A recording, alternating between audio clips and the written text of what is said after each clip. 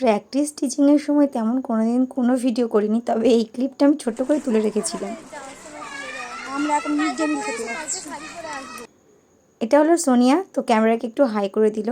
এখানে আমাদের গ্রুপের আরও দুজন টিচারকে দেখতে পাচ্ছ, ওরা কিন্তু আগেই খেতে চলে এসেছে। আর প্রত্যেক দিন কিন্তু মিড ডে মিল খাওয়ার সময় মানে কখনো মনে হয়নি আমাদের যে আমরা মিড ডে মিলের খাবার খাচ্ছি। এতটাই সুন্দর সুস্বাদু খাবার মাসিরা বানায়, তো দারুণ কিন্তু খেতে লাগে। তো এখানে সবাই মিলে কিন্তু আমরা মিড ডে মিল খাই।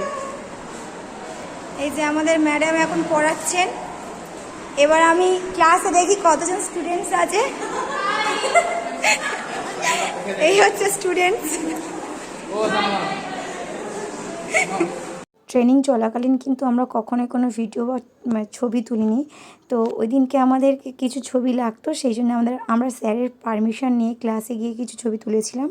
আর বাকিটা কিন্তু আমরা এই খালি রুমে সবাই মিলে ছবি তুলছিলাম। তো এই লাস্ট দিনটাকে একটু মেমোরেবল করার জন্য কিন্তু আমরা চলে গেছিলাম সবাই মিলে রেস্টুরেন্টে। হ্যাঁ, অবশ্যই কিন্তু স্কুল ছুটির পরে।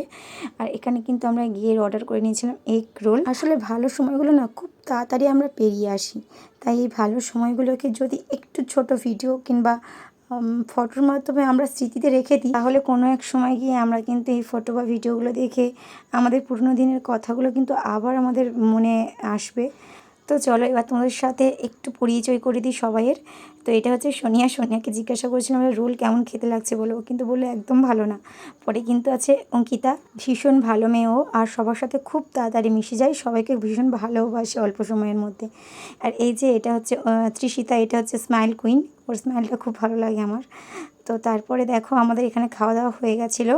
আর এই যে সবাই মিলে বেরিয়ে আসছি কিন্তু।